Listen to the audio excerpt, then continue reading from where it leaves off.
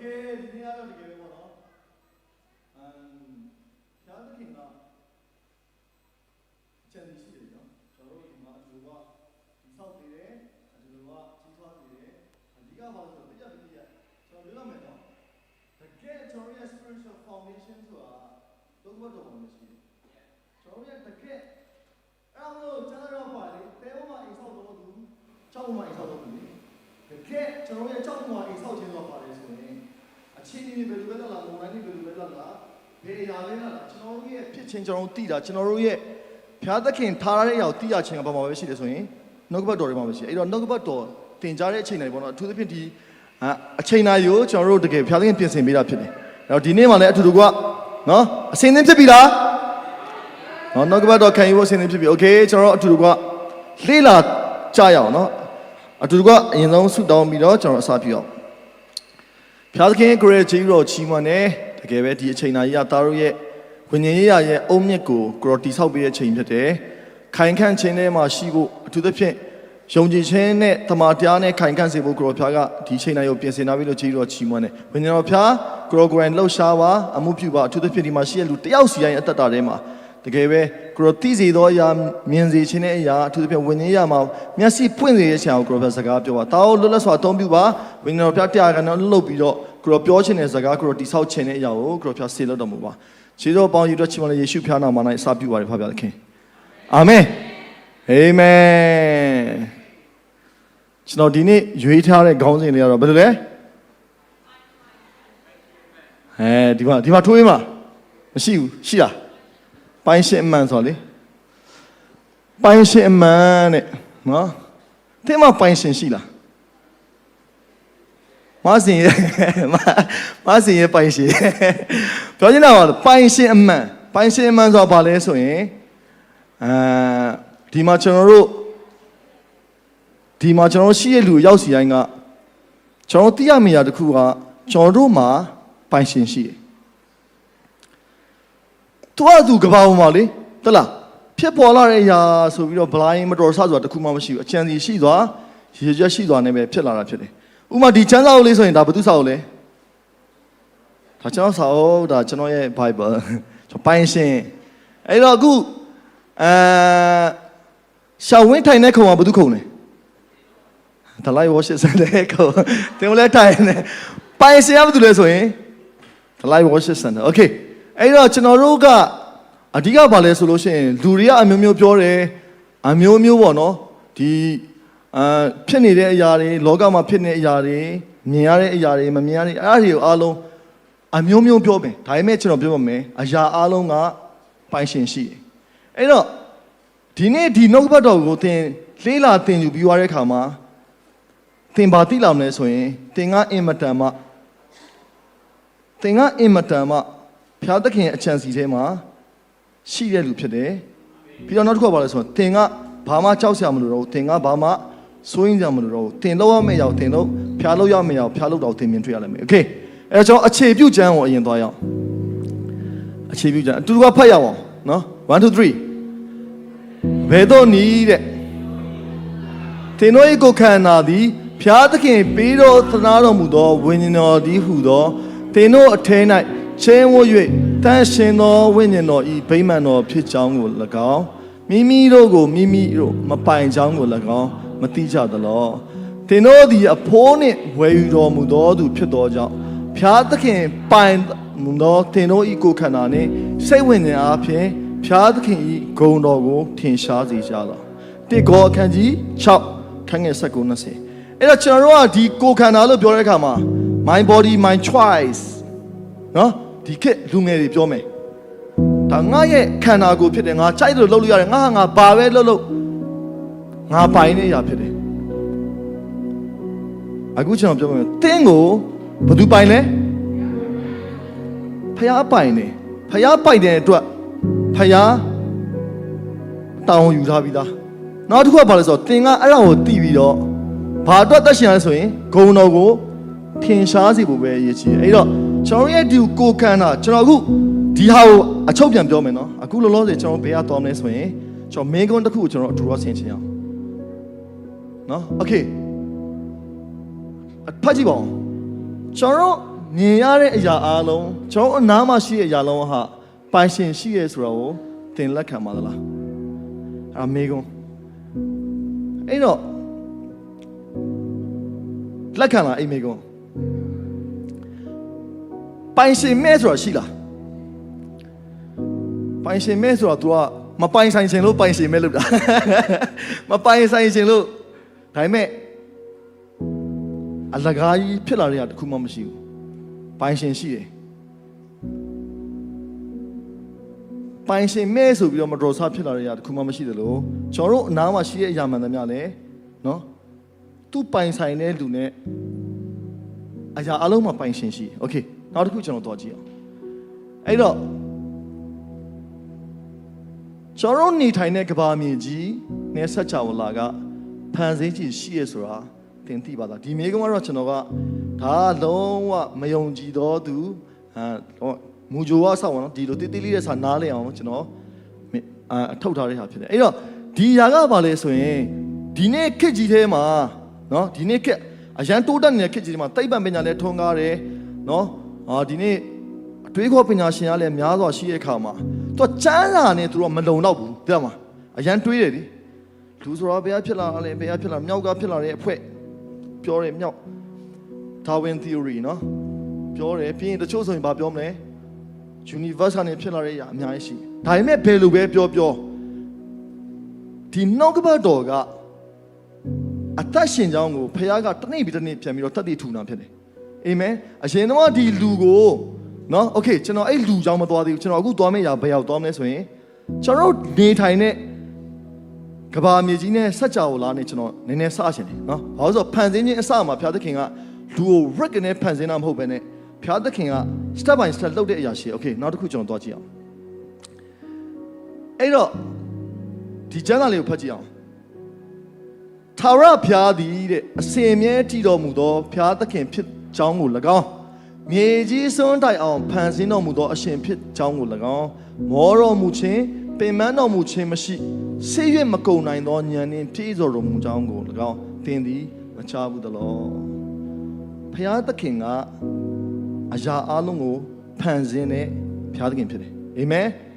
အဲ့ဒါကအခုအဲ့ဒါကိုသင်နားလေသွားလို့ရှိရင်သင်ကအင်မတန်မှမင်္ဂလာရှိလာမှာဖြစ်တယ်အာမင်ကျွန်တော်ဆက်သွားရအောင်နောက်တစ်ခုနော်โอเคအဲ့တော့ဒါကဒီຢာကဘာလဲဆိုရင်ဒါ Sunday School သင်တာတော့မဟုတ်ပါဘူးเนาะဒါပေမဲ့ပြောချင်တာဘာလဲဆိုမြင်အောင်ပြတာကျွန်တော်ဖခင်သခင်ကသူစပြီးတော့ဖန်ဆင်းတဲ့ခါမှာဘာကိုဖန်ဆင်းလဲဆိုရင် तू ကခုနှစ်ရက်ပေါ့နော်7 days of creation ဆိုတာရှိတယ်အဲ့တော့ okay ပထမဆုံးတစ်ရက်မှာ तू ကဘာလဲဆိုတော့ဒါကဘာဦးချမ်းအခန်းကြီး1ထဲမှာရှိတဲ့အရာပဲเนาะကဘာဦးနဲ့စောက်ဦးနဲ့ဖျားသခင်ဒီပါလေကောင်းကင်နဲ့မြေကြီးကိုဖန်ဆင်းတယ်ဖန်ဆင်းပြီးတာနဲ့ तू ကဘာလဲ day 1မှာပဲဘာလုပ်လဲဆိုရင် तू ကအလင်းကိုဖြစ်စေပြီးတော့ तू ကနေ့နဲ့ညကိုအရင်ဖန်ဆင်းတယ်နော်ပြီးတာနဲ့ဒုတိယနေ့မှာဘာလဲ clouds and ocean ရေကိုဖြစ်စေတယ်ပြီးတော့ကောင်းကင်အရက်မှာရှိတဲ့ရေအောက်မှာရှိတဲ့ရေဆိုတော့ तू ခွဲတယ်ပြီးတော့တတိယနေ့မှာ तू ဘာလဲ land and plant နော်အခုနောက်ဒီကုန်းကိုဖန်ဆင်းတယ်ပြီးတော့ဗာလဲအပင်တွေကိုဖန်ဆင်းတယ်၄ရက်မြောက်တဲ့နေ့မှာဗာလဲဆိုရင်နေလခြေတွေကိုဖန်ဆင်းတယ်ပြီးတော့နောက်တစ်ရက်မှာဗာလဲဆိုရင်ငှက်တွေကိုဖန်ဆင်းတယ်ငါးတွေကိုဖန်ဆင်းတယ်၆ရက်မြောက်နေ့မှာဘယ်သူဖန်ဆင်းလဲဆိုရင်လူနဲ့တရိတ်ဆန်ကိုဖန်ဆင်းတယ်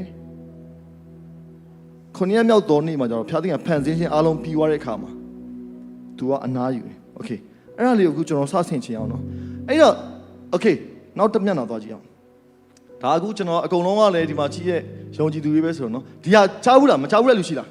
မချားဘူးရင်လက်တစ်ချက်ထောင်ပြောင်းအောင်မချားဘူးရင်တော့နည်းနည်းထပ်ပြောပြမလို့နော်ချားဘူးရဲ့ဆိုမပြောတော့โอเคအဲ့တော့လူကိုတဲ့အခုလာပြီကျွန်တော်ပြောချင်တဲ့အရာကလူကြောင်းပြောချင်တာလူကိုဖျားသခင်ကဘာလို့ဖန်ဆင်းတာလဲအဲ့ဒါစဉ်းစားဖို့အရေးကြီးရနော်လူကိုဖျားသခင်ကဘာလို့ဖန်ဆင်းတာလဲအဲ့တော့ okay ကိုအာတာစပြောကြည့်လူကိုဖျားသခင်ဘာလို့ဖန်ဆင်းလဲဖယားနဲ့လူနဲ့မိသားစုဖွဲ့ဖို့ဖန်ဆင်းတာဖြစ်တယ်အာမင်လက်ခုပ်တီးပါဦးလက်ခုပ်တီးပြီးတော့ဂုဏ်ပြုပေးအောင် okay ကဲ မိုးလူကိုဖျားသခင်ကဘာလို့ဖန်ဆင်းလဲလူကိုဖျားသခင်ကဘာလို့ဖန်ဆင်းလဲ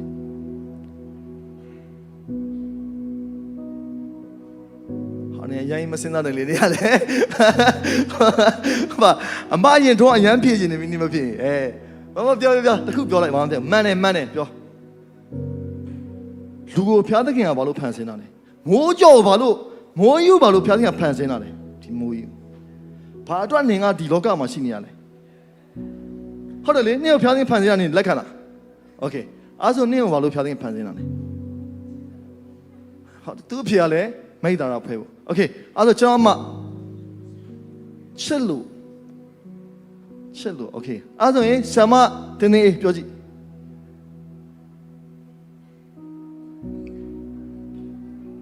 သူနဲ့အတူမိသားစုဖွဲ့ဖို့ဟာဒီဖွဲ့ကမိသားစုအုပ်စုကွာမိသားစုအုပ်စုโอเคအဲ့ထက်နဲ့နေတဲ့ຢာတွေလည်းဆက်စဉ်းစားလို့ရနော်โอเค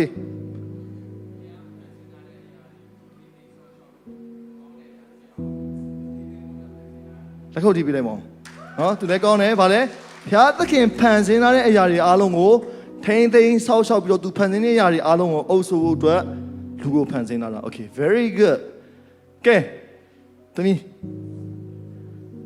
ခေါင်းထဲမှာရှိရလေးပြောမဟုတ်ဒါတကယ်ပေါ့နော်ဒီကျွန်တော်တို့ရဲ့တရားဟောတာမဟုတ်လေနော်ကျွန်တော်တို့လေ့လာဖို့ဖြစ်တယ် okay ပြောကြည့်ပါဟမ်ချစ်လို့သူလည်းချစ်လို့သူကချစ်တယ်နဲ့ပြည့်အာမင်โอเค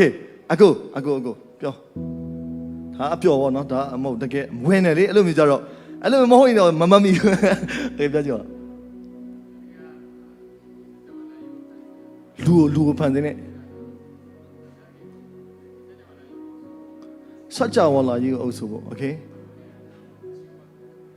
ဖျားသခင်ကဘာလဲဆိုတော့စัจ java လာကြီးကိုဖန်ဆင်းတဲ့အရာကဘာလဲဆိုတော့လူကစัจ java လာကိုအုပ်ဆိုပြီးတော့ဖျားသခင်ကိုပြန်ပြီးတော့ချီးမွမ်းကိုးခဲ့ဖို့ကဲကျွန်တော်အမတစ်ချက်ဖြစ်ကြည့်ပါ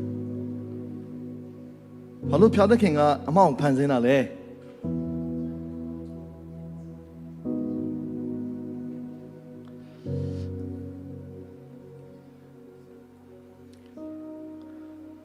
သူတို့ပဲနော်သူတို့တိုက်ထားလားတိုက်ထားတော့မဟုတ်โอเคကျွန်တော်ခွေအမှုပြောကြည့်ဖျားသခင်ကဘာလို့ခွေအမှုကိုဖန်ဆင်းတာလဲ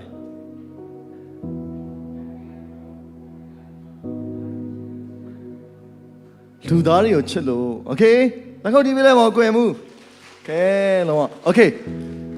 အမျိုးသင်တို့ဖြေရမယ်ကျွန်တော်အခုနောက်ကပတ်တော်နေပေါ့နော်ဖျားသခင်ကကျွန်တော်တို့ဘာလို့ဖန်ဆင်းတာလဲဆိုတဲ့အရာလေးကိုကျွန်တော်အရင်ဆုံးပြောပြရှင်တယ်နော်โอเคနံပါတ်1တစ်ချက်ကျွန်တော်ကြည့်အောင်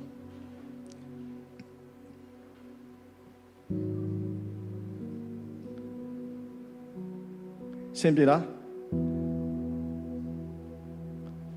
ကျွန်တော်အတူတူကကြည့်အောင်ကျွန်တော်မျက်စိနဲ့မြင်အောင်ဆိုတော့နံပါတ်1 okay ဘာလဲ to glorify God ဘုရားသခင်ကကျွန်တော်တို့ပထမအဆုံးရည်ရွယ်ချက်ကဘာလဲဆိုရင်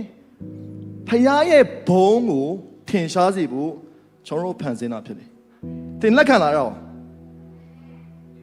ဘုရားသခင်ရဲ့ဘုန်းကိုထင်ရှားဖို့ရန်အတွက်ဘုရားသခင်က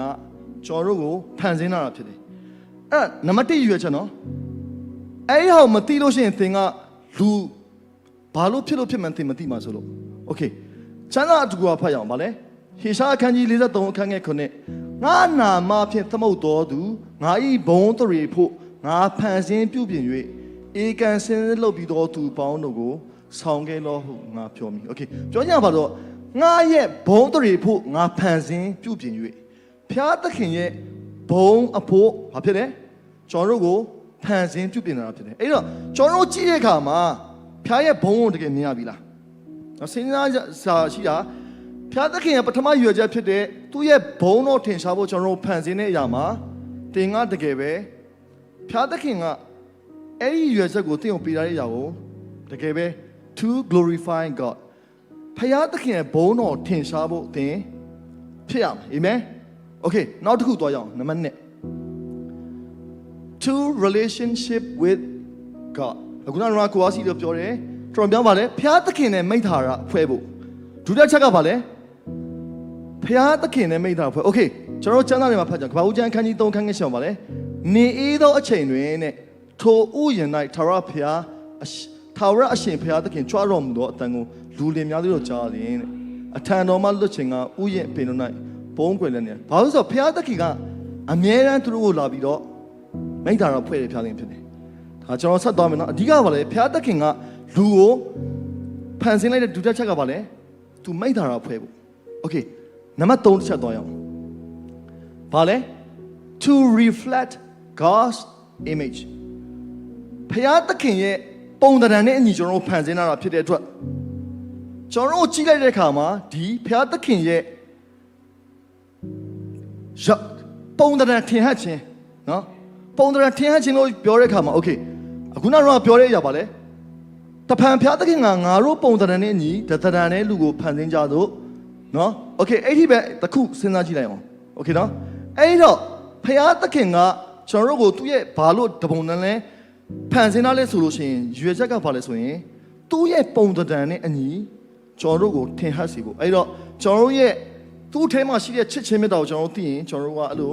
ချစ်ဖို့ဖြစ်တယ်သူ့ရဲ့အုပ်ဆိုးခြင်းအခွင့်အာဏာကိုကျွန်တော်တို့သိရင် okay ကျွန်တော်နောက်တစ်ခုဆက်သွားရအောင်နံပါတ်4တစ်ခုပါလဲ to steward creation ဖျားသခင်ရဲ့နော်ဖန်ဆင်းထားတဲ့အရာအလုံးအခုနောက်တော့နိုင်ရှင်တို့ပြောတဲ့အရာနော်ညီမလေးတို့ပြောတဲ့အရာမှအခုတို့ပြောတဲ့အရာဘာလဲဖျားသခင်ကဘာလဲသူဖန်ဆင်းတဲ့အရာတွေအားလုံးကိုကျွန်တော်တို့ကိုထိတ်ခဲလုပ်ဖို့ရယ်ဂရုစိုက်ဖို့ရယ်အုပ်ဆိုးဖို့ရယ်ဖျားသခင်ကကျွန်တော်တို့ကိုလူဖြစ်ပွားစေတာဖြစ်တယ် okay နောက်တစ်ခုသွားကြည့်အောင်နောက်တစ်ခုဘာလဲ to do good works အဘယ်ကြောင့်ဤဟုမူကားငါတို့သည်ကောင်းသောအကျင့်တို့ကိုကျင့်ရမည်အကြောင်းယေရှုခရစ်၌ပြုပြင်၍ဖန်ဆင်းတော်မူရာဖြစ်ကြ၏ပြီးပါလေထိုကောင်းသောအကျင့်တို့နဲ့ငါတို့သည်ကျင့်လဲရမည်အကြောင်းဘုရားသခင်သည်ငါတို့ကိုပြင်ဆင်တော်ဘုရားသခင်ရဲ့ဖန်ဆင်းတဲ့နောက်နံပါတ်5ရွေးချက်ကကြပါလဲဆိုရင်ကောင်းသောအကျင့်အထူးသဖြင့်ပါလဲဆိုရင်ယေရှုခရစ်၌ပြုပြင်ပြီးတော့ပါလဲဖန်ဆင်းတဲ့အရာပါလဲဆိုရင်ကျွန်တော်တို့ရဲ့အကျင့်ကျွန်တော်တို့ကြည့်လိုက်တာတဲ့ကွာတဲ့ဟိုခံစားရတဲ့အရာအရန်ကောင်းတဲ့အရာကိုဖြစ်စေချင်တာโอเคနော်အဲ့တော့နံပါတ်1ကပါလဲဘုရားသခင်ရဲ့ဘုန်းတော်ထင်ရှားဖို့နံပါတ်2ကဘုရားသခင်နဲ့မိန့်ထားတာဖွဲ့ဖို့နံပါတ်3ကဘုရားရဲ့ပုံသဏ္ဍာန်နဲ့အညီနော်အသက်ရှင်ဖို့ထင်ဟပ်ဘုရားသခင်ရဲ့ပုံသဏ္ဍာန်ဖြစ်ခြင်းကိုတည်ဆောင်ဖို့နံပါတ်4ကပါလဲအုပ်ဆိုးခြင်းအခွင့်အာဏာနဲ့ကျွန်တော်တို့ကကျွန်တော်ထိမ့်သိမ့်ဖို့ဘုရားသခင်ရဲ့ပြန်ဖန်ဆင်းโอเคနံပါတ်5ကြောင့်ပါလဲဆိုရင်နော်ကဘာကြီးကိုကောင်းသောအရာတွေနဲ့ကျွန်တော်တို့ကကောင်းသောအရာအဖြစ်ကျွန်တော်တို့ကပြုဖို့โอเคနော်အဲ့တော့ဒါကအခုဒီ5ချက်ကိုဆင်ခြင်ကြည့်လိုက်နော်အဲ့တော့ကျွန်တော်တို့ကိုဘုရားသခင်ကအချမ်းစီရှိစွာနဲ့ဘုရားသခင်ကဖန်အဲ့မှာကျွန်တော်ပြောရမယ်ဘုရားသခင်လူကိုဖန်ဆင်းတဲ့အခါမှာဘယ်လိုဖန်ဆင်းလဲဆိုရင်မြေကြီးကနေပြီးတော့သူကသူ့ရဲ့ပုံသဏ္ဍာန်နဲ့သူတီဆောက်ပြီးတော့မှသူဘာထည့်လဲဆိုရင်ဘာထည့်လိုက်လဲဇီဝအသက်ကိုသူ့ရဲ့အသက်နဲ့သူထည့်လိုက်တာဟုတ်လားသူ့ရဲ့အသက်နဲ့သူထည့်လိုက်တဲ့အတွက်ကျွန်တော်တို့ကဒီခန္ဓာကိုယ်ထဲမှာရှိတဲ့အခါမှာကျွန်တော်တို့ရဲ့အသက်ကအမှန်တကယ်ကတော့ဖယားရဲ့အသက်ကြီးဖယားရဲ့အသက်နဲ့ကျွန်တော်တို့အသက်ရှင်နေတဲ့လူကြီးโอเคကျွန်တော်အခုဆက်သွားမယ့်ရအောင်နော်ဆက်သွားကြအောင်နောက်တစ်ပိုက်သွားကြအောင်โอเคဖယားနဲ့လူကိုဝေးကွာစေပြီးလူကိုဖန်ဆင်းခြင်းဤဖယားသခင်ရွေးချက်ကိုလူသားတွေမသိကြတဲ့အထိ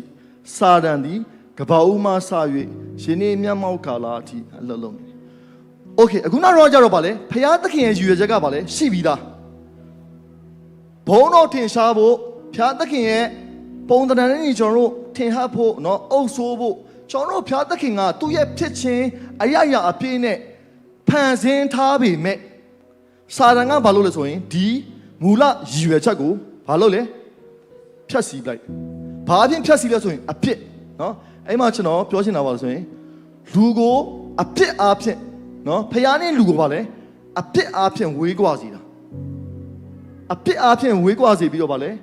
အဲ့လူကသူ့ကိုဖျားတဲ့ဖန်ဆင်းတဲ့ရွယ်ချက်ယူမေ့ပါအခုတော့မေးလိုက်ရင်သိလားသိရောသိတယ်လေဒါပေမဲ့မသိဘူးအဲ့ထက်နှံ့နေရမဟုတ်ဒါတိုင်းမဲ့မစင်ချင်ပြီလို့ပါနော်အမှန်တကယ်နံပါတ်1ဆိုရင်ဘာလဲဆိုရင်သိကြတယ်ဖျားတဲ့ငါတို့ဖန်ဆင်းကြရပါလို့ဆိုရင်ဘုံတော်ထင်ရှားဖို့သူ့ရဲ့ ဘုံတော်ထင်ရှားဖို့အတွက်ကျွန်တော်တို့ဖန်ဆင်းတယ်သူနဲ့မိတ်တာဖွဲ့ဖို့ကျွန်တော်တို့ဖန်ဆင်းတယ်နော်ဘာလို့ဖျားသခင်ကသူ့မှာသူ့စီမှာသူ့ကိုကိုးကွယ်တဲ့ကောင်းကင်တမန်အပေါင်းရှိတယ်ခေရိုဗင်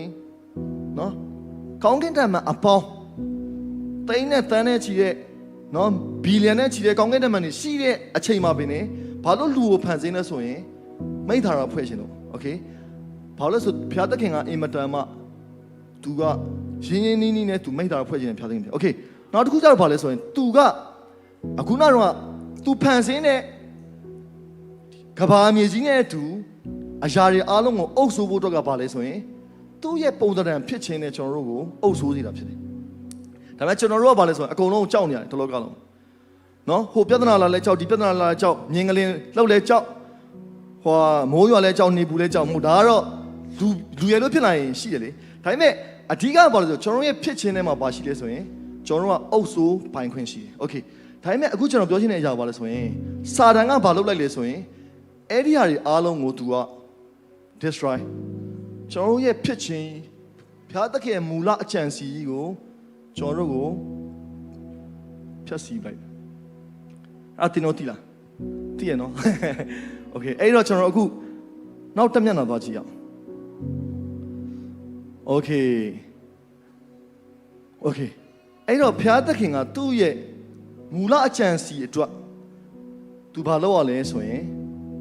သူပြန်ပြီးတော့ရွေးနှုတ်ရသူ့ရဲ့မူလအကြံစီကလူကိုသူနဲ့ယဉ်နေတဲ့သူ့ရဲ့သားလူကိုသူ့ရဲ့တကယ်ကိုနော်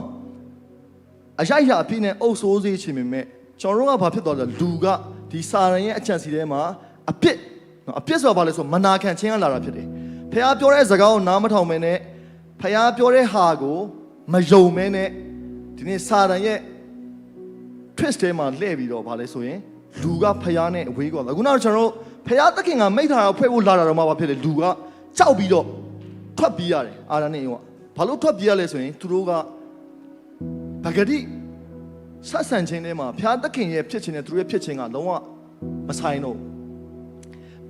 ဘာဖြစ်သွားလဲဆိုရင်အခုတော့လူကအပြစ်သားရောက်သွားပြီးတော့ဖျားသခင်ကအယံတန့်ရှင်တဲ့ဖျားသခင်ဖြစ်တဲ့အခါမှာအခုတော့ဖျားသခင်ရဲ့မူလအကြံစီတွေအားလုံးဖျားသခင်လှုပ်လို့မရတော့သူ့အားဖြင့်ဘုံတော်ထင်ရှားမဲ့ရာသူ့အားဖြင့်အုပ်ဆိုးမဲ့ရာသူ့အားဖြင့်နော်ပြုမဲ့အရာသူ့ရဲ့ပုံသဏ္ဍာန်အညီအသက်ရှင်မဲ့အရာတခုမှဖျားသခင်လှုပ်လို့မရအဲ့ဒီအချိန်မှာရွေးနှုတ်တော်မူခြင်းဆိုတဲ့ salvation အဲ့တော့ဖျားသခင်ကလှုပ်လို့ရလာဆိုကဲအားလုံးနော်လုံးဝလူတွေအားလုံးဒီလိုမျိုးတိမ့်ပိုက်ပြီးတော့ပြန်ကဲလာဆိုတော့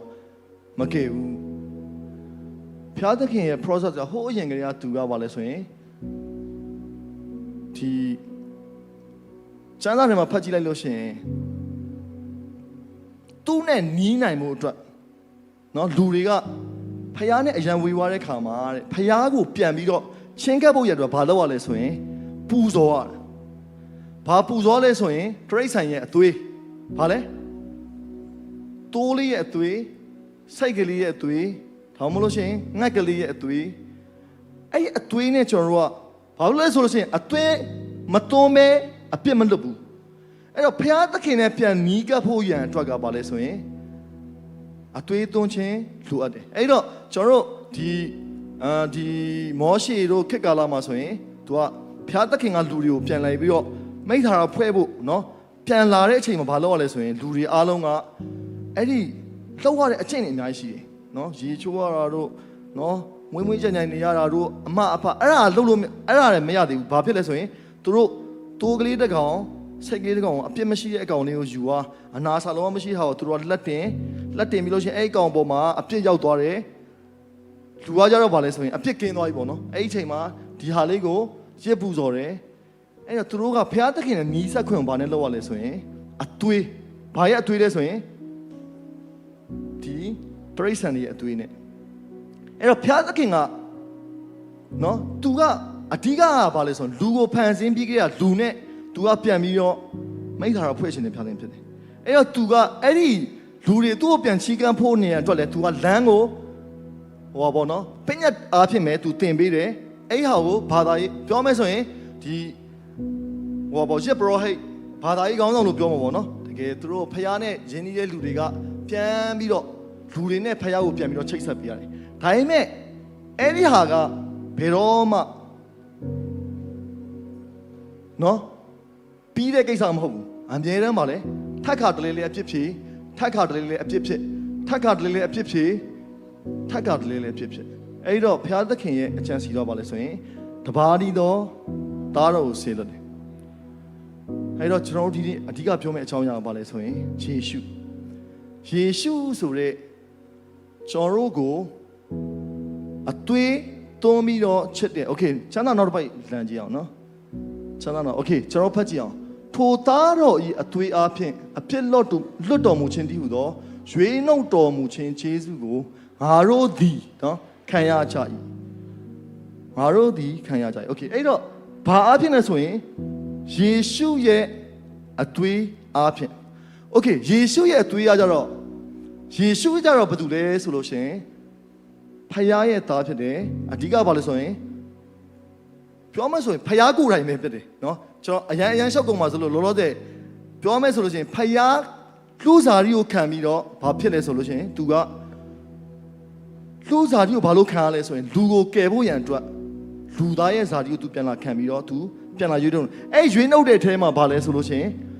သူ့ရဲ့အချံစီကအသွေးသွင်းမယ်โอเคသူအသွေးသွင်းမယ်အဲ့အသွေးသွင်းတာဘာအတွက်လဲလို့ပြောလို့ရှင်ကျွန်တော်တို့ရဲ့ရှိသမျှအပြစ်အလုံးစုံကိုယူဆောင်တော့ဖို့ဖြစ်တယ်အခုနောက်တော့ခဏထက်ကတည်းကပူဇော်နေရတဲ့တရိษံအသွေးခဏထက်ကတည်းကလုံနေရတဲ့အသွေးတွေမဟုတ်တော့ဘဲနဲ့သူကတခါတည်းသူအသေးခံမယ်အဲ့ဒီຢာကိုကျွန်တော်တို့ယုံလိုက်တာနဲ့ကျွန်တော်ရဲ့အသက်တာထဲမှာယုံကြည်လိုက်တာနဲ့ကျွန်တော်ရဲ့အသက်တာထဲမှာဒီအသွေးတော်ကစကားပြောမှဖြစ်တယ်အဲ့ဒါဘာလို့ခေါ်လို့ဆိုရင်ခြေစူးတရားကျွန်တော်တို့ရဲ့လုံနိုင်ခြင်းတတ်နိုင်ခြင်းเนาะကျွန်တော်တို့ရဲ့အပြစ်မရှိဖို့ကျွန်တော်တို့ရဲ့ဘာမှမဆိုင်တော့ဘဲနဲ့ဒီခရစ်တော်လှုပ်ပေးခဲ့တဲ့အရာတစ်ခုဒီသားတော်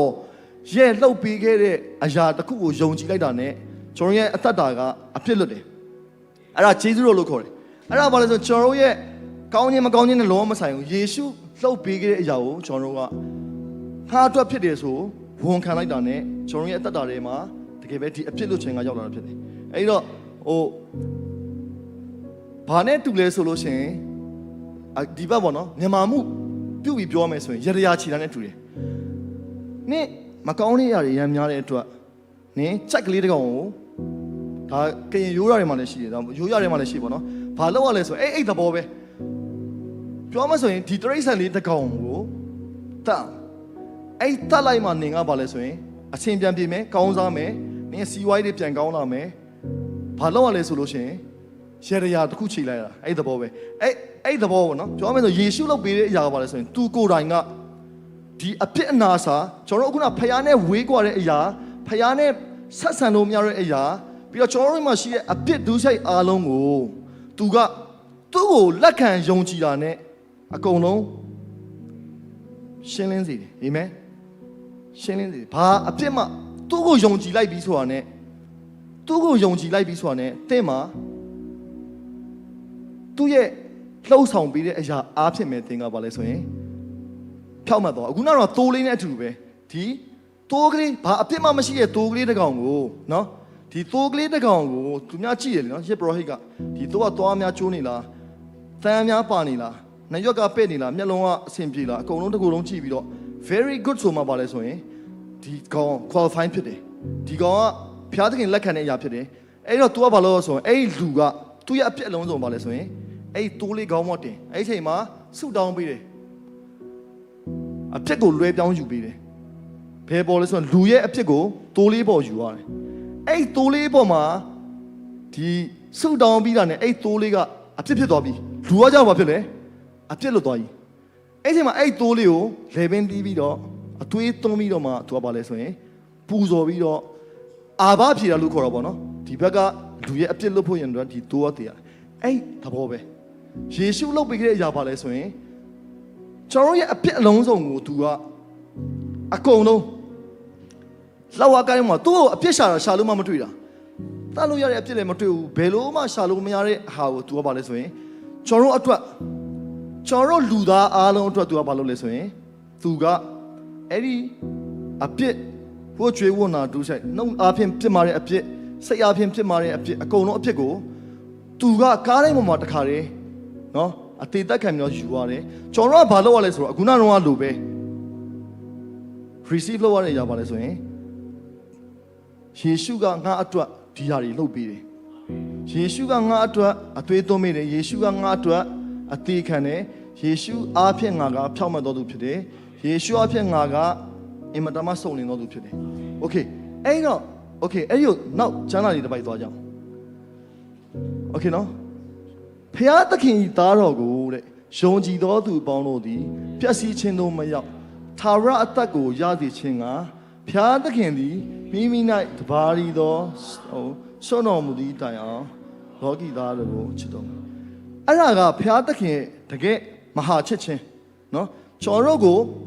ကိုတပါးရီသောသားတော်ကိုစွန့်ပြီးတော့ကျွန်တော်တစ်ခေါက်ကြတော့ကျွန်တော်ဗီဒီယိုလေးတစ်ခုကြည့်ပြီနော်အဲ့ဒီဗီဒီယိုကျွန်တော်တရက်တွေ့ပြန်ပြောင်းမယ်သူကဘာလဲဆိုရင်အဲ့ဒီလူတယောက်ကသူကဘာမှအလုပ်လုပ်လဲဆိုရင်ယထာလမ်းပြောင်းတဲ့နေရာမှာလုပ်တာယထာကိုတင်မှာ तू ကအရင်ခေတ်တော့ဆိုရင်ယထာလာလို့ရှိရင် तू ကလမ်းကြောင်းပြောင်းတဲ့အခါမှာ तू ဒီခလုတ်နှိပ်ရတယ်လေပြီးလို့ရှိရင်အဲ့တရားတစ်ချောင်းရှိတယ် तू ကမြက်ရှိတယ်အဲ့မြက်ကို तू ကထိန်ချုပ်ထားတဲ့တရားပြီးလို့ရှိရင်အဲ့မှာယထာလာတယ်အဲ့မြက်ကိုယထာလည်းဖြတ်တယ်သင်္ဘောလည်းဖြတ်တယ်အဲ့တော့အဲ့လူက तू ကဘာလဲဆို तू မှာတူးလေးတော့သားလေးတယောက်ရှိတယ်သားလေးတယောက်ပဲရှိတယ်အဲ့သားလေးတယောက်နဲ့ तू ရမ်းချစ်တယ် तू တရက်ပျော်တယ်တရက်ကြတော့သူ့သားလေးကပျောက် तू ရှာလို့မတွေ့ဘူး तू သားလေး तू ရှာမတွေ့ဘူးတော့ကြတော့ဘာလဲဆို तू လိုက်ကြည့်တော့ဟာသူ့သားလေအဲ့လမ်းလွဲမှာဆော့နေတာ तू ကဒီကနေခလုတ်ဖြုတ်လို့ရှိရင်သူ့သားကညက်ပြီးသေးမှာ तू ခလုတ်ဒီပြောင်းလိုက်တာနဲ့အဲ့ဒီနေရာနေသူ့ကလေးလေးအဲ့မှာဆော့တယ်ချက်စရာလေးသားလေးကဟိုနည်းနည်းဟိုကလေးလေးပေါ့နော် तू ကအဲ့မှာတော့ဆော့ तू သွားလို့လည်းမမီတော့ तू သွားကဲ့လို့မဘာလို့ရက်ထားကလည်းလာနေပြီအဲ့ရက်ထားကအဲ့ရထိုင်အသက်ကဘယ်သူမှရှိလဲဆိုရင်သူ့လက်ထဲမှာရှိတယ်ဘယ်သူလက်ထဲမှာလဲအဲ့ဒီအရာရှိရဲ့လက်ထဲမှာသူရွေးချယ်ကြနှစ်ခုပဲရှိတယ်သူ့ရဲ့သားကိုအသေးခံမှာဒီယထာတစ်စီးလုံးကိုတေးချင်းတို့ပို့မှာသူမျက်ရည်ကျအသက်ကိုမျက်ရည်ကျတော့တာသူအော်တယ်မရောက်ဒါပေမဲ့အဲ့အော်နေတဲ့အချိန်မှာပဲပါလဲဆိုရင် तू ခလုတ်ကြီးကိုဖြုတ်လိုက်တာဖြုတ်လိုက်တဲ့အချိန်မှာသူ့သားကသူမျက်စိရှိမှပျောက်သွားမတွေ့တော့အဲ့ဒီမှာအခုတော့ယထာကြီးဝင်လာတယ်ယထာဘုံမှာဘယ်သူတွေပါလဲဆိုရင်ရံဖြစ်နေတဲ့ဇနီးမောင်နှံတွေရှိတယ်ဆေးလေးတောင်းနေတဲ့လူတွေဘယ်သူမှကြည့်မဆိုင်ပဲနဲ့တယောက်မှချစ်စရာကောင်းတဲ့လူတယောက်မှမရှိဘူးလူတွေအကုန်လုံးကသူတို့ရဲ့ character နဲ့သူတို့အဲ့ရထားပေါ်မှာလူဆိုးပါတယ်အဲ့ရထားပေါ်မှာတခိုးလဲပါမယ်အဲ့ရထားပေါ်မှာမကောင်းတဲ့လူအကုန်ပါတယ်ဒါပေမဲ့ तू အဲ့လူတွေကို तू သွားကြည့်တန်လာကွာငါသားနဲ့ငိုတယ် तू တကုံ तू ငိုတယ်ဒါပေမဲ့ရထားတစ်စီးလုံးကဘာဖြစ်လဲမသေးရောက်ဒါပေမဲ့သူ့သားလေးကထေသွားပြီထေသွားပြီသူ့ဘယ်သူ thank you ပြောမယ်လို့ထင်တယ်ဘယ်သူမှတော့မသိလိုက်ဒါပေမဲ့ तू ကဘဝနဲ့ယဉ်ပြီးတော့ဘာမှအပြစ်မရှိတဲ့ကလေးလေးတယောက်ဘာမှနားမလည်သေးတဲ့ကလေးလေးတယောက်လူပေါင်းများစွာနဲ့ तू လဲလိုက်တာဒါတော့ဘာမှအပြစ်မရှိတဲ့ဘာမှအပြစ်တင်ခွင့်မရှိတဲ့ဖခင်ရဲ့သားတော်ကကျွန်တော်လိုမျိုးလူအတွက်ဘယ်သူကစွန့်ပေးခဲ့တာလဲဆိုရင်ဖခင်သခင်သည်မိမိ၌တပါးရီတော်သားတော်ကိုစွန့်တော်မူသည့်တိုင်အောင်လောကီသားတော်ကိုချစ်တော်မူကျွန်တော်အဲ့ဒါကိုမြင်ဖို့အရေးကြီးတယ်ဖခင်သခင်ရဲ့ချစ်ခြင်းကဘာလဲဆိုရင်ယေရှုခရစ်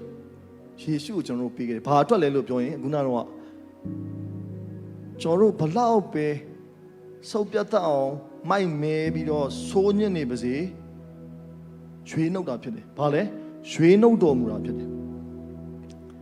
အဲ့ရွေးနှုတ်ခြင်းကိုကျွန်တော်တို့က မသိလို့မရဘူးဟုတ်လားဘာလို့ဒါကကြီးမားအခုနကလေးလေးတည်သွားတဲ့ကိစ္စက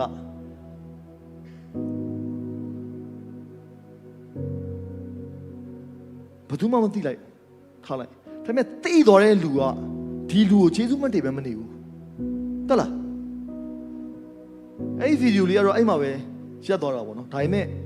အဲ့ရဲ့အနောက်မှာရှိတဲ့အရာပါလဲဆိုရင်မင်းတို့ငါအရန်မင်းတို့ပြက်စီးခြင်းတော့မရောက်အောင်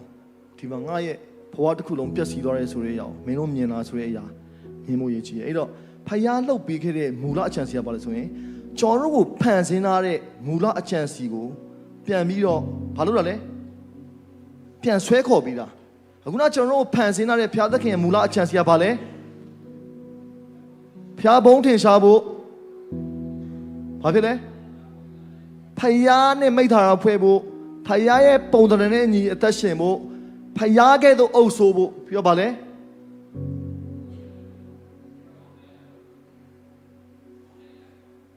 ကောင်းသောအရာတွေကိုလုပ်ဖို့အဲ့တော့ကျွန်တော်ပြောရမယ်အဲ့ဒီဖျားသခင်အချမ်းစီထဲမှာရန်သူကကျွန်တော်တို့ကိုဘလောက်ပဲဆွဲထုတ်သွားပါစေကျွန်တော်တို့ကဘာအားဖြင့်ပြန်ပြီးတော့ဖျားသခင်အချမ်းစီတော့ပြန်ဝင်လို့ရလဲဆိုရင်ဒီယေရှုခရစ်ဆိုတဲ့ကျွန်တော်တို့ကိုအသက်ပေးပြီးတော့ချစ်သွားတဲ့ရွေးနှုတ်တော်မူခြင်းကိုလက်ခံဖို့ရည်ကြီးတယ်အာမင်ရှင်းရှင်းလင်းလင်းသိဖို့ရည်ကြီးတယ်အဲ့တော့ဂျေဇုတရားဆိုတဲ့အရာကဘာလို့ဆိုရင်ကျွန်တော်တို့အခုနလိုပေါ့ယထာဘောမှာရှိတဲ့လူဘာမှမဆိုင်ဘူးဂျေဇုပြုဖို့လေကိုယ်နဲ့လည်းမျိုးတော်တော့မဟုတ်ဘာမှလည်းမဟုတ်ဘူးအဲ့ဒီလူတွေကို तू ကဘာလဲဆိုရင်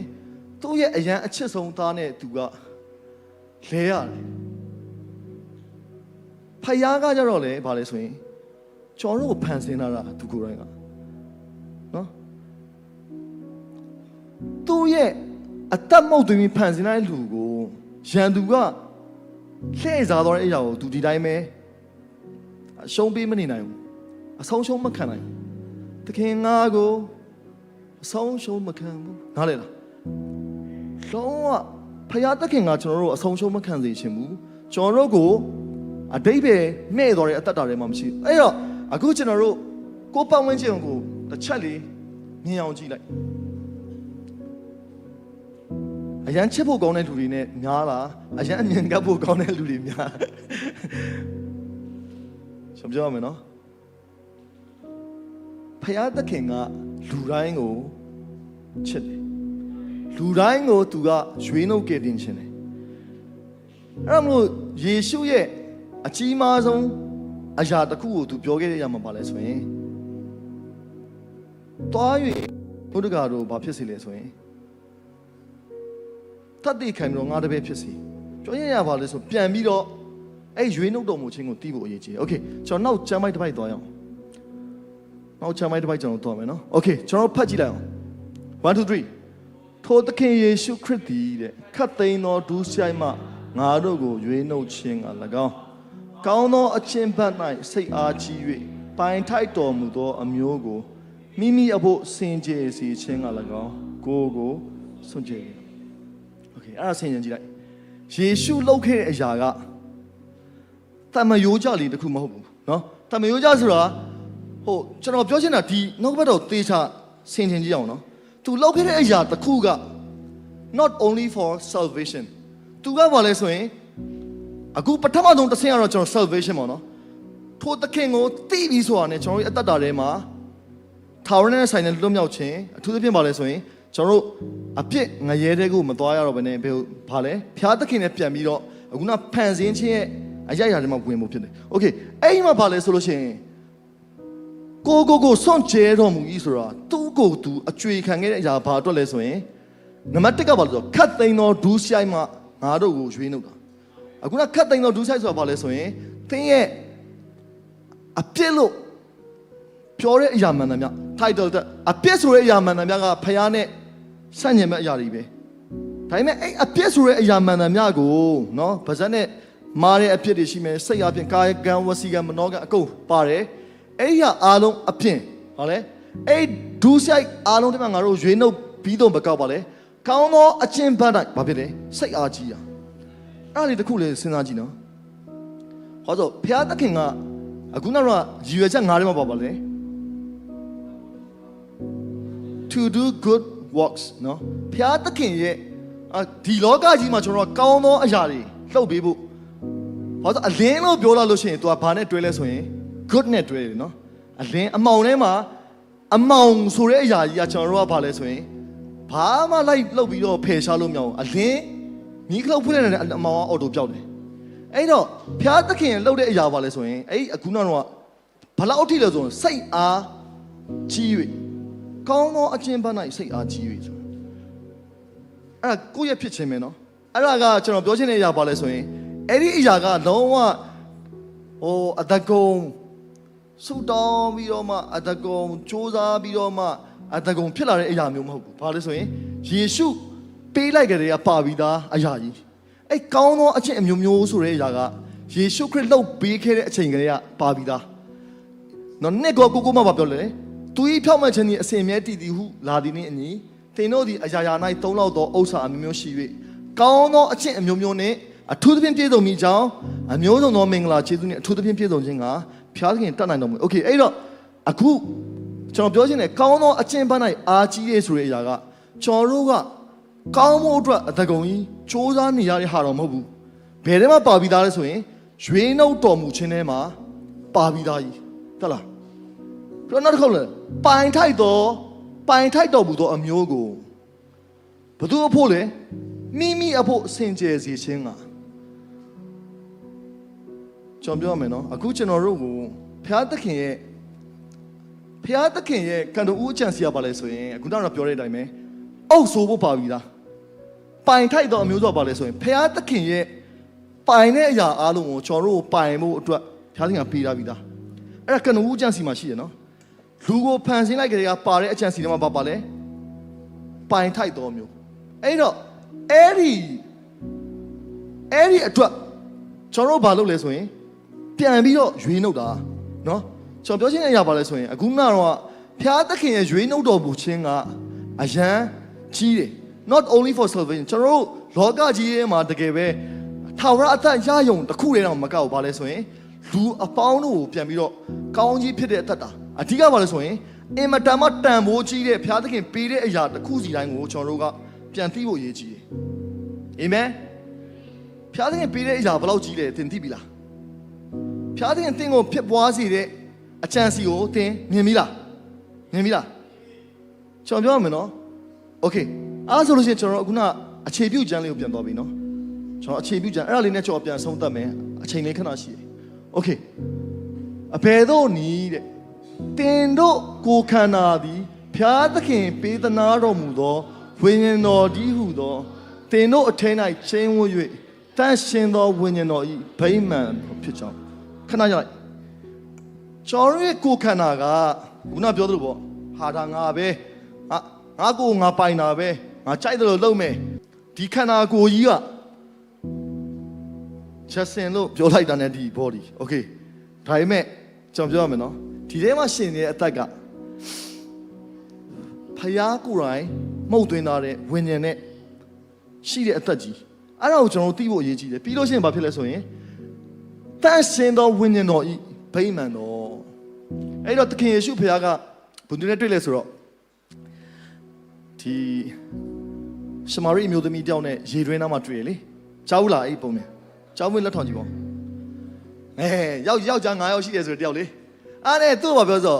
ဟေးတဲ့စကားပြောတော့မလို့စကားစမိပြောနေဘာဖြစ်လဲဆိုရင်အဲ့မှာသူ့ဘာပြောလဲဆိုတော့နင်တို့ကတဲ့ဂျူးတွေမလားတဲ့နင်တို့ကဗိမာန်တော်ထဲမှာဖျားရှိခိုးတယ်ငါတို့ကကြတော့တဲ့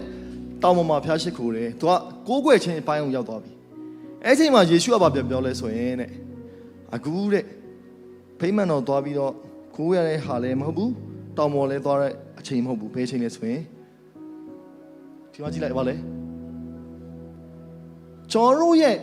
ကိုယ်ခန္ဓာကိုဘာလဲဆိုရင်ဗိမာန်တော်ဖြစ်နေတာဖြစ်တယ်အာမင်ကျွန်တော်ဖယားကိုဘယ်နေရာမှာမဆိုကိုးကွယ်လို့ရတယ်ဘယ်နေရာမှာမဆိုခေါ်လို့ရတယ်ဘယ်နေရာမှာမဆိုမိသားစုဖွဲ့လို့ရတယ်ဘယ်နေရာမှာမဆိုကျွန်တော်တို့ကတကယ်ပဲထိတွေ့ဆက်ဆံလို့ရတယ်ဘာလို့လဲဆိုရင်ကျွန်တော်တို့ရဲ့ဒီ body ကနော်ဘာလို့လဲဆိုရင်တန့်ရှင်းသောဝိညာဉ်တော်ရဲ့ကိန်းဝတ်ရာနေရာဖြစ်တယ်အဲ့တော့ဘုရားသခင်ရဲ့ပဂတိအကြံစီဖြစ်တဲ့ဒီနေ့ကျွန်တော်တို့ဖန်ဆင်းထားတဲ့အရာကိုကျွန်တော်ပြန်ပြောတာနော်အဲ့တော့နောက်တစ်ခုပါလေမိမိတို့ မိမိတို့မပိုင်ကြောင်းကိုမသိကြသလားဘယ်သူပိုင်တာလဲသင်ရဲ့ပိုင်ရှင်မှန်ကဘာတူလဲသင်ရဲ့ပိုင်ရှင်မှန်ဘာတူလဲကျွန်တော်ပြောရမယ်နော်ကျွန်တော်တို့အရင်တော့ Dream Ministry International မှာသွားတော့အကိုတယောက်နဲ့ကျွန်တော်ခင်တယ်သူနာမည်ကကိုကောက်ပေါ့နော်ကိုကောက်လို့ခေါ်တယ်သူကအသက်16နှစ်လောက်မှာကင်ဆာဖြစ်တယ်အသက်16နှစ်လောက်ကင်ဆာဖြစ်တော့စပင်းတွေစချွတ်လာတယ်ပြီးတော့သူကတရုတ်လူမျိုးဖြစ်တယ်ချောဖြူဒါပေမဲ့အဲ့ချိန်မှာသူကဆေးတွေသုံးဆွဲရတယ်ပြီးတော့ဗာလဲဆိုရင်သူရဲ့ဒီအကျိတ်ကဘယ်လောက်ထိကြီးလဲဆိုရင်သူ့ကိုတွေးတဲ့လူတိုင်းကခလေးလေးဆိုပြေးတာခလေးလေးလေကြောက်စရာအရန်ကောင်းလို့မျက်ခုံးမွေးလည်းမရှိတော့ဘူးပြီးတော့စပင်လည်းမရှိတော့ဘူးပြီးရင်ဒီအကျိတ်ကဒီလိုမျိုးကြီးလေပဲမှာအကြီးအဲ့လိုမျိုးအကြီးဖြစ်နေတဲ့ခါကျတော့ဘာဖြစ်လဲဆိုတော့ तू ကအရန်ကြောက်ဖို့ကောင်းတာလေအခလေးဒါပေမဲ့ဆရာဝန်ကလည်းပြောတယ်နင်အသက်မရှင်နိုင်တော့ဘူးအားနဲ့တရက်ကြတော့တဲ့ तू ဆေးဦးမှာသေဖို့နေ့စောင့်နေရင်နဲ့တလားသေဖို့နေ့စောင့်နေရင် Nasma လေးတယောက်နဲ့တွေ့တယ်အဲ့ Nasma အခုသူ့ရဲ့အမျိုးသမီးပေါ့နော်အဲ့ Nasma ကရင်ပဲအားနဲ့သူ့ကိုအင်းဝလီအကြောင်းပြောပြတာယေရှုအကြောင်းပြောပြတယ်ယေရှုအကြောင်းတတ်သိခံတယ်ပြီးတော့ဖျားသခင်ကနင့်ကိုဖန်ဆင်းထားတဲ့ဆိုတဲ့အကြောင်းပြောပြတယ်အဲ့ချိန်မှာတဲ့သူ့ဖျားသခင်ဖွင့်ပြတဲ့ຢာတောက်တယ်ဆိုဖွင့်ပြလိုက်တဲ့ຢာသူအင်မတန်မှကားကြိုက်တဲ့လူဖြစ်တယ်သူကဆယ်ကျော်တက်ကြတဲ့ကသူကပတ်စံရှိတဲ့မျိုးလည်းဖြစ်တဲ့အတွက်သူကဆယ်ကျော်တက်ကြတဲ့သူကကားတွေမောင်းနေပြီကားတွေမောင်းသူကပြိုင်ကားလည်းအရန်ကြိုက်တယ်သူအရန်ကားတွေအရန် crazy အဲ့ခေါက်ကြောင့်သူဘာလဲဆိုတော့ဖျားသခင်သူ့ကိုဖွင့်ပြတဲ့ຢာကကားဆိုတဲ့ဟာနဲ့ဖွင့်ပြတာအဲ့တော့ Toyota ဆိုတဲ့ကားကကျွန်တော်တို့ Honda မှာသွားပြလို့မရဘူးဟုတ်နော်သူ့ရဲ့ company မှာသူ့ရဲ့ပစ္စည်းရှိတယ်သူ့ရဲ့ company မှာဥမာကွာဒါက brand ဟောဒါဥမာ Toyota တို့ဘာလို့ကြိုက်တဲ့ workshop ထိုးလို့ရတယ်ဥမာတကယ်ကားကောင်း Lamborghini ပြောမလား something ကောင်းတဲ့ကားလေးဆိုရင်တခြား workshop ကလုံးဝလက်မခံဘူးဘာလို့သူ့ရဲ့ brand နဲ့သူ့ရဲ့ထုတ်ထားတဲ့အရာကသူ့ရဲ့ company မှာပဲရှိတယ်အဲ့တော့ဒီကားတစ်စီးကိုတဲ့သူ့အဲ့ဒီမှာဖျားသိစကားပြောရတာငါ့ကိုဖျားပိုင်နေငါရဲ့အပေါ်ပစ္စည်းတွေအကုန်လုံးဖျားမှာရှိတယ်ငါရဲ့ကြောက်ကငါရဲ့အရာအားလုံးငါရဲ့အသက်နောက်ဆုံးအသက်ဖျားသိပြန်ပေးလို့ရတယ်ဘာလို့ဆိုရင်ဖျားကငါ့ကိုပိုင်တယ်ဟာအဲ့ revelation ရောက်လာတာသူလေအဲ့ချိန်မှာ तू ဒီနေ့အထိတော့ချမ်းချမ်းမမာနဲ့ဒိုးနေတယ်ချမ်းချမ်းမမာပဲအဲ့ကျွန်တော်တို့နဲ့အရန်ခင်တယ်အခုနော်အဲ့တော့သူ့ရဲ့တတိကံကြောင့်ကျွန်တော်နားထောင်လိုက်တဲ့ခါမှာစူးစမ်းပြီးတော့မပြုတ်ပြင်းနဲ့စူးစမ်းပြီးတော့ဘိန်ထိန်လောက်ဆရာမလို့ပိုင်ရှင်လက်ထဲကိုပြန်အပ်လိုက်အဲ့တော့ကားနဲ့သူ့ကိုဖျားတဲ့စကားပြောတဲ့ခါမှာဒီကားကုမ္ပဏီကဒီ BMW ဆိုရင် BMW ကုမ္ပဏီမှာပဲတွားပြလိုက်ဘာမှသူတလားဟာ testing ဒီမှာရှောက်ပြီးတော့ဟိုဟာထိုးတရားထိုးလောက်ဆမ်းမလို့သူကြီးလိုက်တာနဲ့ဒါလဲရမယ်ပြီးသွားပြီပြီးရင်အသက်တိုင်းပဲပြန်စီးသွားလိုက်သူ့ရဲ့ကုမ္ပဏီနဲ့သူ့ရဲ့ပြဿနာအဖြေရရှိပြီသားအဲ့တော့ကျွန်တော်တို့ကလူဘယ်သူဖန်ဆင်းတာလဲကျွန်တော်ရဲ့ပိုင်ရှင်ကဘာတူလဲအဲ့ဖယားရဲ့လက်ထဲမှာနော်ကျွန်တော်ပြောရမယ်နော်ဒီမှာရှိတဲ့မိသားစုဝင်တွေသင်တို့မှာချမ်းသာခြင်းနဲ့ရင်ဆိုင်ရတဲ့ပြဿနာရှိအောင်ရှိနိုင်တယ်သင်တို့မှာဘယ်သူမှပြောပြလို့မရတဲ့ဖယားနဲ့နှစ်ယောက်တည်းဖတ်တွေ့ပြီးတော့ဖြေရှင်းရတဲ့ပြဿနာရှိအောင်ရှိနိုင်တယ်ကျွန်တော်ပြောရမယ်သင်တို့ကပိုင်ရှင်မဲမဟုတ်ဘူးတက်လားသင်တို့ကပိုင်ရှင်မဲမဟုတ်ဘူးပိုင်ရှင်မဲမို့ကျွန်တော်ပြောတဲ့အရာတစ်ခုကချမ်းသာခြင်းတစ်ခုတွေပြောတာမဟုတ်ဘူးနော်ကျွန်တော်ပြောတဲ့အရာဘာလဲဆိုတော့သင်ရဲ့ဘဝရဲ့အဖြေမှန်သမျှကိုသင်ကိုအင်မတန်မှချစ်တဲ့ဖယားကကူညီပေးရှင်တာဖြစ်တယ်။ဘာလို့သူကသင်ကိုဖြစ်ပေါ်စေတာဖြစ်တယ်။သင်ကိုတန်စင်လာဖြစ်တယ်။သင်ကိုဘုံတော်ထင်ရှားဖို့ခေါ်ရဖြစ်တယ်။ Okay ဆက်ပါသင်တို့ဒီတဲ့အဖိုးနဲ့ဝယ်သူမူသောသူဖြစ်သောကြောင့်ဖယားသခင်ပိုင်တော်မူသောသင်တို့ဤကိုခန္ဓာနဲ့စိတ်ဝိညာဉ်အားဖြင့်ဗါလဲဖယားသခင်ဤဂုဏ်တော်ကိုထင်ရှားစေကြလော့အာမင်ဂုဏ်တော်ထင်ရှားဖို့ဘုံတော်ထင်ရှားဖို့ဆိုတော့လေကျွန်တော်တို့အရန်ကြီးလိုက်ကြိုးစားနေရတာမလို့ပိုင်ရှင်မှန်ကိုကျွန်တော်တို့သိပြီးတော့ပိုင်ရှင်မှန်ထဲမှာကျွန်တော်တို့အသက်ရှင်ရပြီအာမင်ပိုင်ရှင်မှန်ရဲ့ အထဲမှာကျွန်တော်ရဲ့အသက်တော်ပြန်ထိလိုက်ကျွန်တော်ဘွားရဲ့အဖြေကနေ့ရက်စင်တိုင်းရှင်းရှင်းလေးโอเคအဲ့တော့ဘာလဲဆိုရင်ဘာနဲ့ဝယ်ယူလဲဆိုရင်ဒီမှာနော်ယေရှုခရစ်ရဲ့အသက်နဲ့ဝယ်တာအင်မတန်မှတန်ဖိုးကြီးရဲ့အမားဖြစ်တယ်အကိုဖြစ်တယ်တယောက်နဲ့တယောက်ဖတ်ပြီးတော့ပြောလိုက်ပါဦးနင်ကအင်မတန်မှတန်ဖိုးကြီးတယ် You are very precious အရန်တန်ဖိုးကြီးတယ်အရန်တန်ဖိုးကြီးတယ်အရန်တန်ဖိုးကြီးတယ်အရန်တန်ဖိုးကြီးတယ်အာမင်ဘာဖြစ်လဲဆိုတော့နော်အဖိုးနဲ့ဝယ်ယူထားတဲ့လူဗလိုင်းမဟုတ်ဘူးပြီးတော့ဗာလဲဖျားသခင်ပိုင်တော်မူသောသင်တို့ဤကိုခန္ဓာနဲ့ဝိညာဉ်အခုကိုယ့်ကိုပြောလိုက်ပါဦးမကြည့်လိုက်ခိုင်းကြည့်လိုက်ဒါဘသူပိုင်တာလဲပြောကြပိုင်ရှင်ရှိတယ်โอเคကျွန်တော်အဆုံးလေးပြောပြမယ်ဆာလံ23နဲ့မှာပြောလဲသာရဖျားသည်ငါဤသိုးရင်းဖြစ်တော်မူโอเคအဲ့ဒီပဲရလိုက်သာရဖျားသည်ဘာဖြစ်လဲငါဤသိုးရင်းဖြစ်တော်မူ၏သိုးကတဲ့တရက်တော့ကျွန်တော်အိမ်မှာဖျားတဲ့အချိန်ယူရင်းနဲ့အဲ့စကားကြီးအဲ့ဆာလံ23ငယ်လေးရရန်ဖတ်လို့အခုတော့ပြန်တော့မဖတ်တာကြာပြီဒါပေမဲ့အဲ့နေ့ကစစ်တောင်းနဲ့ဖျားကျွန်တော်အောက်ဆုံးထပ်မှာပေါ့နော်ကျွန်တော်လမ်းလျှောက်ပြီးစစ်တောင်းတဲ့အချိန်မှာခဏလေးထိုင်တဲ့အချိန်မှာငါကမင်းရဲ့သိုးရင်းဖြစ်တယ်အတက်တဖန်ဖျားတဲ့ကဘာပြန်စကားပြောလဲဆိုရင်ကျွန်တော်ပြောရမယ်နော်ကျွန်တော်တို့ရဲ့ဘဝတိုက်ပွဲကျွန်တော်တိုက်ဆရာမလို့ဟောတော့တိုးကစစ်မတိုက်တိုးကအစာမရှောင်တိုးကဘာပဲသိလဲဆိုရင်သခင်ကိုတော့သိတယ်နော် you have to know your owner ဒီနော်ကိုယ့်ရဲ့သခင်ကိုပိုင်တဲ့လူကိုသိဖို့ပဲရည်ကြီးတယ်နားလဲလားကိုပိုင်တဲ့လူကိုသိလို့ရှိရင်အဲ့ပိုင်တဲ့လူကတင်းအောင်ပဲခေါ်သွားမလဲဆိုရင်စိန်နှန်းသောကြက်စားရရ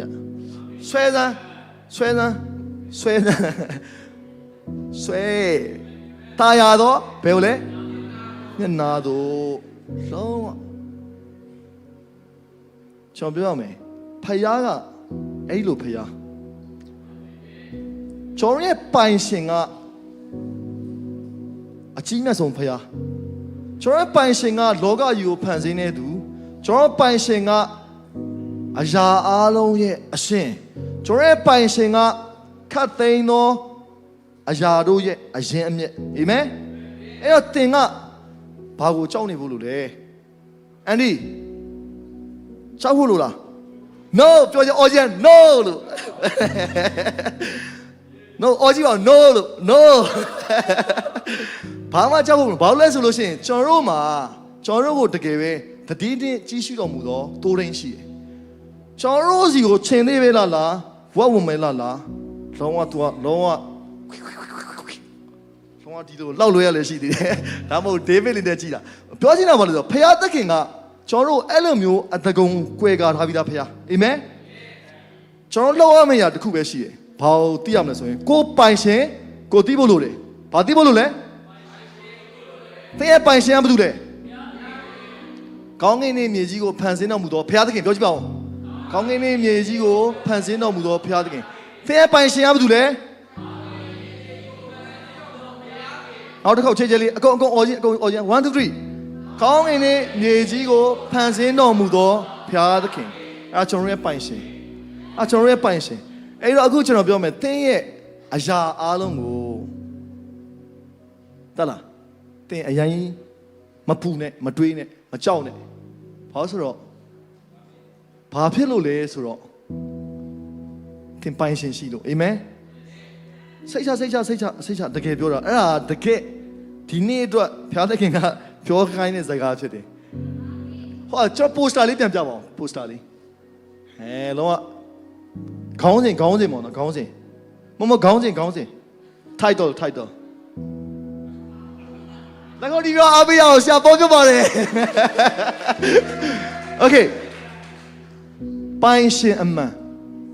ရွှေရောင်နဲ့တောင်ထူထားလိုက်သေးတယ်ပိုင်ရှင်ဘာလို့အဲ့ဟာကိုကျွန်တော်ဒီနေ့သင်တို့ပြန်သွားတဲ့အခါမှာအဲ့ဒါလေးကိုမှတ်မိစေချင်တယ်တဲ့မှာပိုင်ရှင်အမှန်ရှိတယ်အာမင်တင်းကိုဘာနဲ့ရွေးယူခဲ့လဲဆိုရင်တင်းကိုတကယ်ပဲအသက်နဲ့ရွေးယူခဲ့တဲ့အဖိုးအခါကိုပေးပြီးတော့ ကဲတင်တော်မူသောဖျားသခင်ဖြစ်တယ်ပြီးတော့နောက်တစ်ခုကဘာလဲဆိုရင်လုံးဝစိတ်ချတင်းရဲ့ပိုင်ရှင်ကတင်းကိုဘယ်တော့မှအဆုံးရှုံးမခံဘူးဘယ်တော့မှမျက်နှာတော်အငြိမ်မခံဘူးအာမင်ကျွန်တော်ပြောရမယ်နော်အခုမချမ်းမာတဲ့လူတွေရှိရင်လက်ထောင်ပြအောင်ချမ်းမာဟာတော့ကျွန်တော်တို့အတင်းတော်ချမ်းမာတော့တင်းတော်ဖြစ်ကြကိုတောင်းမတော့မဖျောက်ဘူးအာမင်အာမင်ကျွန်တော်ပြောရမယ်နော်မချမ်းမာရင်တင်းဘာမှအဖြေတော်လိုက်ရှာကြမလို့ဘာလဲဆိုရင်အခုနောက်တော့ပိုင်ရှင်လက်ထဲကိုအသက်တာပြန်ထည့်လိုက်ဘာလဲဆိုရင်ပိုင်ရှင်လက်ထဲမှာတင်ကချမ်းသာတော်သူဖြစ်တယ်โอเคအဲ့တော့ကျွန်တော်တို့အခုနောက်တစ်ဆင့်ပေါ့နော်နောက်တစ်ဆင့်ကဘာလဲဆိုရင်အခုတင်းကိုတင်းโอเคကျွန်တော်တို့ခုနောက်တော့ဖျားဖန်ဆင်းတာလူကိုဖန်ဆင်းတဲ့အချက်၅ချက်လေးပြန်ထိုးပြီးအောင်1 2 3 4 5ကျွန်တော်တို့အဲ့ဒါလေးဆင့်ချင်ပြီးတော့ကျွန်တော်အဆုံးသတ်မယ်နော်တစ်ဘာလဲ to glorify God အဲ့ကျွန်တော်မှတ်ထားပြီနော် write down လုပ်ထားလိုက်ဘာလို့ဆိုတော့ဒါကျွန်တော်မေ့ကုန်မှာဆိုတော့ဖျားသခင်ကငါ့ကိုဘာလို့ဖန်ဆင်းတာလဲဆိုတော့မေ့ဖျားသခင်ကမသိပါဘူးသိမလားဟောဒုက္ခတွေခံဖို့လောကမှာလူလာဖြစ်ကြတာလည်းမသိမဟုတ်ဘူးဖျားသခင်ကနဦးကြံစီရပါလဲဆိုရင်နံပါတ်1သူ့ရဲ့ဘုံတော်ထင်ရှားဖို့ဖြစ်တယ်နံပါတ်2 to relationship with God ဖျားသခင်နဲ့မိတ်တာဖွဲ့ဖို့ဖြစ်တယ်ဒီနေ့တိုင်းဖျားသခင်နဲ့ပြန်ပြီးတော့မိတ်တာဖွဲ့ဖို့ဖြစ်တယ်နံပါတ်3ဖျားသခင်ရဲ့ပုံသဏ္ဍာန်တော်ကိုရောင်ပြန်ဟပ်ဖို့ဖြစ်တယ်အာမင်ဖျားသခင်ရဲ့သင်ကိုကြည့်လိုက်တာနဲ့ဖျားသခင်ရဲ့ပုံသဏ္ဍာန်ရှိနေပြီလားကိုကိုမှန်တယ်မှပြန်ကြည့်လိုက်ဖျားသခင်ရဲ့ပုံသဏ္ဍာန်ရှိနေပြီလားအာမင်နံပါတ်4ဘာလဲ true steward creation ဖျားသခင်ပေးထားတဲ့အရာတွေအားလုံးကိုအုပ်ဆိုးဖို့เนาะထိမ့်သိမ်းစောင့်ရှောက်ဖို့เนาะအဲဒီတော့နံပါတ်5ဘာလဲ to do good works ကျွန်တော်လောကမှာရှိရဲ့အရာကနော်ကျွန်တော်ပြောမယ်လူကတန်ဖိုးရှိလားမရှိလားဆိုတော့လေရှိနေတော့မသိအောင်ဒါပေမဲ့ तू မရှိတော့ချိန်မှာ तू တန်ဖိုးကတက်လာအဲ့တော့တင်းရဲ့တန်ဖိုးကိုသင်ကမြင့်တင်ချိန်တစ်ခုပဲရှိတယ်အားလုံးအတွက်ကောင်းသောသူဖြစ်ပါဒါပဲတင်ကောင်းနေတော့ तू တော့မသိဘူးဒါပေမဲ့တင်ပျောက်သွားတဲ့အခါမှာရှာဝင်းရောလောအာမင်ဖျားရှင်ရောက်စံကောင်းကြီးပေးပါစေကျွန်တော်ပြန်လဲပြီးတော့အားလုံးမတ်တက်ရအောင်နော်ကျွန်တော်အသက်တာကိုပြန်လဲပြီးတော့ပိုင်ရှင်လက်ထဲပြန်ထည့်အောင်အာမင်ပိုင်ရှင်လက်ထဲမှာလည်းရှိပါတယ်ရှိတယ်မလားရှိပါတယ်ရှိလားရှိတယ်ပိုင်ရှင်လက်ထဲမှာကျွန်တော်လုံခြုံတယ်ပိုင်ရှင်လက်ထဲမှာကျွန်တော်တို့ကတိုးတက်လာအောင်မယ်တာ၍အောင်မြင်လာအောင်မယ်တာ၍နော်ဖျားသခင်အမှုတွေပြီးစီအောင်မယ်အာမင်โอเคသူတို့ကဆုတောင်းပြီးတော့အဆုံးသတ်ရအောင်ကိုရောဖျားကျေးဇူးတင်တယ်ဒီနေ့ဒီမှာရှိရဲ့မိဘညီကိုမောင်နှမတွေနဲ့မိသားစုဝင်တွေအတူတူကကိုရောဖျားရဲ့အချောင်းကိုပြန်နေပြီးတော့ဆင်ခြင်ရတဲ့အတွက်ကျေးဇူးတော်ချီးမွမ်းတယ်ကိုရောကသားတို့ရဲ့ပိုင်ရှင်အမှန်ဖြစ်တယ်ကိုရောကသားတို့ဖြစ်ပွားစေတာဖြစ်တယ်ကိုရောကသားတို့ကိုရွေးနှုတ်တော်သူဖြစ်တယ်ကိုရောကသားတို့ကိုခိုင်ခန့်စေတော်သူဖြစ်တယ်အထူးသဖြင့်ကိုရဲ့ဘုံတော်ထင်ရှားဖို့ကိုရောခေါ်တော်အရာတော်ကျေးဇူးတော်ချီးမွမ်းပါတယ်ကိုရောဒီမှာရှိရဲ့မိသားစုဝင်ရောက်စီရင်အသက်တော်ယေရှုတော်နဲ့ကောင်းကြီးပေးတယ်သူတို့ရဲ့ချမ်းသာခြင်းကိုရောပိုင်ပါတယ်သူတို့ရဲ့စီးစိမ်ဥစ္စာအလုံးစုံကိုရောဖျားပိုင်သားအုပ်ဆိုတော်ဖျားနေဖြစ်တယ်ဒီနေ့ကိုရောကောင်းကင်ဘုံ၌ရှိတော်မူသောကိုရောဖျားရဲ့ပြည့်စုံခြင်းကဒီနေ့ဒီမှာရှိတဲ့အရောက်ဆဲမှာကြားရပါမယ်သားယေရှုနာမနဲ့ဆုတောင်းပေးတယ်တကယ်ပဲလောကကိုအောင်မြင်တော်သူလောကထဲမှာတကယ်ဘုံတော်ထင်ရှားခြင်းနဲ့တွားတော်သူတွေသူတစ်ပါးကိုကျေးဇူးပြုတဲ့အသက်တာနဲ့ကောင်းကြီးဖြစ်တော်သူတွေအိုးတကယ်ပဲကိုရောဖျားသူတို့ကိုကြည့်လိုက်တဲ့အခါမှာအိုးတကယ်ပဲကောင်းမွန်ခြင်းဆိုတဲ့အရာနေ့ရက်စဉ်တိုင်းအလင်းနဲ့စားဆိုတဲ့ကိုရောဖျားဖြစ်ပွားစေတဲ့အရာကိုတည်ဆောင်တော်သူတွေဖြစ်စေဖို့ယေရှုနာကောင်းကြီးပေးတယ်နေ့ရက်စဉ်တိုင်းကောင်းကြီးနဲ့ပြည့်စေပါအထူးသဖြင့်ကို